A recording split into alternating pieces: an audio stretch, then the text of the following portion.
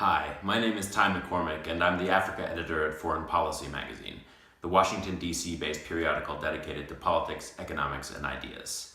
I'm based in Nairobi, Kenya, where I oversee the bulk of our Africa coverage and work as our chief Africa correspondent. Before that, I was based in Washington and in Cairo, and I've also held graduate fellowships at Oxford and the Queen's University Belfast. I'm sponsoring Asad because I believe he has the potential to do extraordinary things, not just for himself, but for the people around him and for people from similar circumstances and backgrounds. As a refugee, Asad has already overcome tremendous obstacles to be where he is today. But his academic and intellectual ability are exceptional by any standard. He's inquisitive, he's thoughtful, and he's above all driven. This is a young man who, when the social and educational institutions around him failed, essentially designed his own course of study, reading hundreds of novels and forcing himself to sit and write each day. And the hard work has paid off. His writing is many years ahead of his grade level, and it contains flashes of brilliance that make me think that he has a very bright future ahead of him. In fact, he's already had considerable success in the form of essays in the New York Times and The Guardian, things that for most writers would be the capstone to a career, but for him have already been achieved before he arrived at college. Thanks for taking the time to watch this video, and I hope you'll join me in supporting Asad. Hi, I'm Asad Hussein. My family fled the war in Somalia in 1991.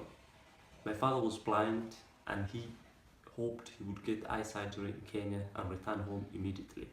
This did not happen because the war in Somalia persisted, and my family spent the next 25 years in the Dadaab refugee camp where I was born. I often joke that I'm the child of the UN Refugee Agency. I went to school in the camp, but immediately after my enrollment, my family started a resettlement process to the United States. This disrupted my learning multiple times, but it did not stop me entirely. I sneaked into the library in the camp and read the books there. This was the best time of my life. To escape the poverty, I devoured novels like Tolstoy's, Camus, Bronte, and my favorite to this day, Marquez. I also developed a passion for writing. I wrote about the refugees, their resilience. I wrote about my family and the many other families there. I introduced Dadaab to the world. I have since completed high school, and with the support of the Bacon Scholarship, I'm now about to start the International Foundation year at Brookhouse Academy in Nairobi. My dream is to pursue my undergraduate studies in the UK.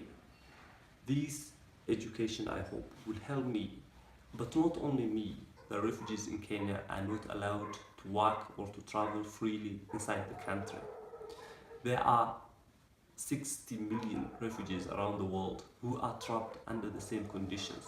I believe I can do something about this, the least of which will be to write about it and bring it to the world's attention. Thank you for listening.